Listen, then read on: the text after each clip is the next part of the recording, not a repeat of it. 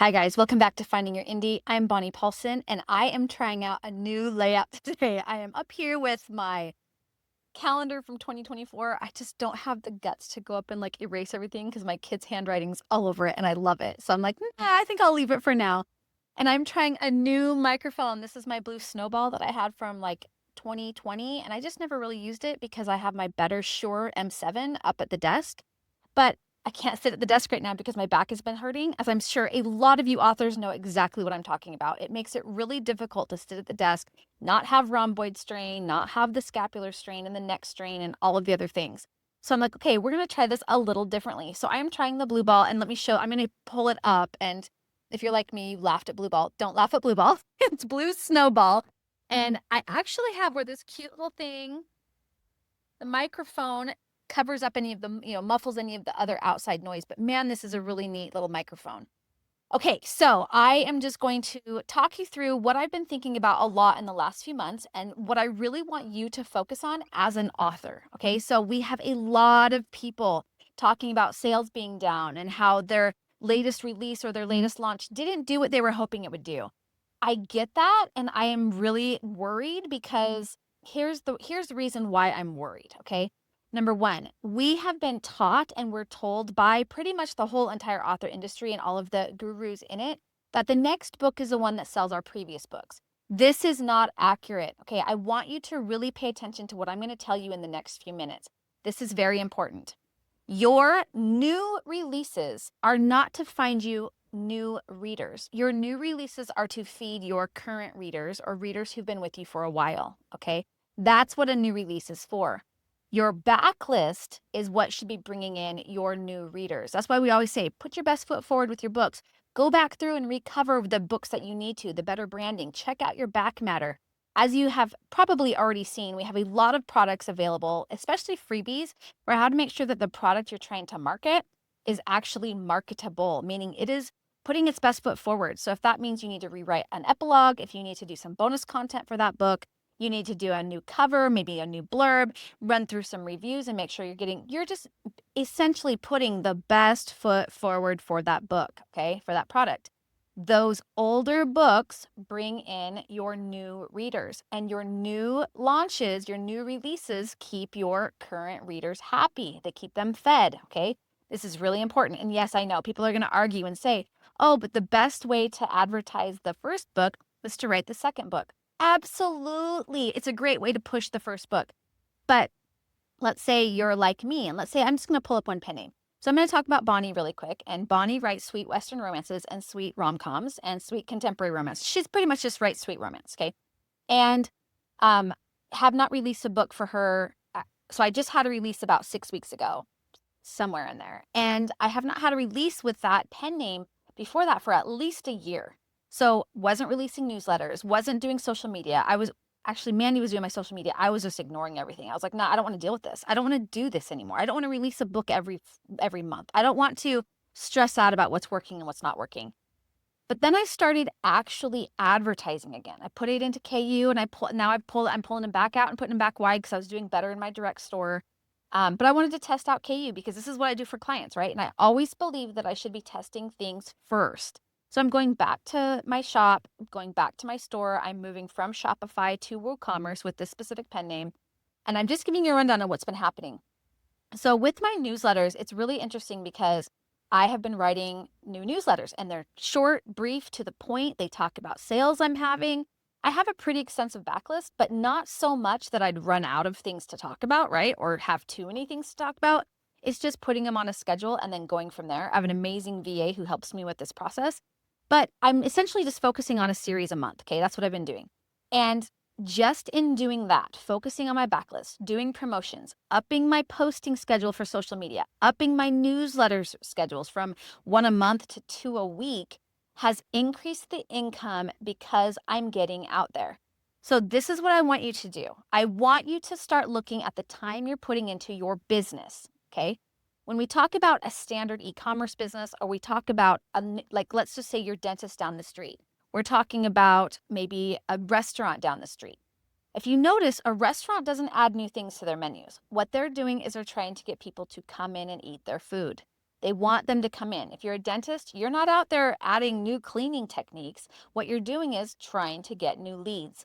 That is what authors should be doing. They should be focusing on getting the people in the door, getting them attracted to the things that they offer, really focusing on who they are targeting and who they're trying to get their message to, and then give them the books that they're looking for. Continue to release, but you should not need to release every month. You should not have to do this rapid release thing. And I'm standing by this because since I have shifted my author business focus from like all of the writing, and maybe throwing up a newsletter when I can and doing the things, since I have actually shifted the focus from 90% writing and 10% marketing to 20% creating and 80% marketing, that has already made a significant difference in my income. Okay, this is just one pen name. I'm applying this across multiple pen names because you should not have to feel like you're starting fresh, right? Every single time you launch a book, your income should not only be coming from your launches. Should your launches be delivering cash? Yes, because your readers are there. They're on your newsletter list. They're on your social media. They're following you on Amazon or on your store or on Kobo or wherever they're at. They're following you. So if you are thinking, "Oh, I can't post more than once a day on Facebook," why? Why can't you? Why can't you post more than one video on TikTok? Why can't you repurpose the things that you're using on these platforms and turning them into items that you can post up all over the place on your marketing? It's really great because in HiveMind, we had them do a challenge, and go and check out HiveMind. We do a lot of really great things. We don't just do ads. We start from an infrastructure standpoint and we come at it from are you doing this? Are you doing this? Are you ready with this? So that your every dollar and every effort actually pushes your business forward. I think that's what's most important is, do we understand what we should be doing? And are we doing it with the most effectiveness? It doesn't have to be perfect. Notice I never once said my posts were perfect. They're not at all. Never once did I say my newsletters were perfect. I keep putting them out where the stupid buttons say add link here. And I'm like, I forgot to change that a text out, right? So you don't have to be looking for perfection. You need to be looking for progress, moving forward, doing the things. So HiveMind had a challenge, and I'm so proud of those authors in there that met the challenge and even tried to attempt to make the challenge. The challenge was 3 posts a day on all social media platforms that they're on. And if you're using a scheduler, which I do recommend something like Content 360, I've got the link down below. Love them. And they are actually unlimited for one lifetime price right now. It's not going to last forever, but right now, excellent, excellent. And you can schedule things in there to all of the platforms based on whatever you have connected. And so I've even been posting on Thread, whatever, it's the @ symbol, and Instagram and YouTube Shorts. And I have been doing all the things because I'm done telling people how to do the things and me not doing the things. I have been doing that for a long time because I know what to do. I help a lot of clients get from 5 figures to 6 figures and higher. It's great. I love it. I've been having so much fun with that. But then I realized, Bonnie, you need to be applying the things to your own writing because it's doable and it works. I know it works because I've seen it work in multiple genres across multiple clients. There's infrastructure that needs to be built and infrastructure that needs to be set up. So all of that to say, if you are not putting your stuff out there, you are doing a disservice to your business. You're doing a disservice to those books that you want people to know about. Some of the best marketing I've ever seen is literally just authors getting up there and talking about their favorite parts of a book. That's it. Some super great stuff. If you don't want to be on the screen, don't be on the screen. If you want to check out authors on TikTok, go and type in #BookTalk for your search and see what you like and what you don't like. Some people are doing a really great job of just doing a book flip and talking about the tropes that they see, or talking about, oh yeah, this is a found family, or here's an excerpt, here's what the blurb is. If you write really good blurbs, use those in your ads, use them in your newsletters, use them in your social media, all over the place. Put them everywhere you can. I just want to see you marketing more. I had someone say to me the other day, I don't want to market that much because I don't want to be annoying to the people. Honey, Facebook, everywhere, not just Facebook, TikTok, everything. They are pay to play. So you can have all the followers in the world, and Gary Vee says he can have millions of followers, but everything right now, it doesn't matter on follower number. What matters is engagement. So if you can create an engaging post and it's very clear for the FYP on any platform to understand what it's about with your hashtags, your descriptions, and what the topic is about, it will get it out there. It'll get out on the FYPs for everything. It'll be what people see and they'll like it or they won't like it. One of my favorite things about my Finding Your Indie shorts that I do on YouTube is the fact that people are like, this is stupid. You look like Ellen DeGeneres. Who is this? Why is Ellen DeGeneres telling me about ads? Why are we even talking about this? Like, I think it's hilarious because it's comments and it's making engagement and it's proving to the algorithm that it's getting out to people. The algorithm doesn't care what is said. They just care that it's being said. Something is being said. So I'm always like, okay, just leave comments on. Just go ahead and leave comments on because we need them to push. And I get some pretty mean things. And I have to tell you, the thing that I love about it is I'm like, okay, they're pushing me. They don't know that they're pushing me by putting that vitriol on there, but they are pushing my algorithms up and they're making me look good to the algorithms, which is what I want. Awful comments aside. So I want you to really think about what you're doing to put yourself out there.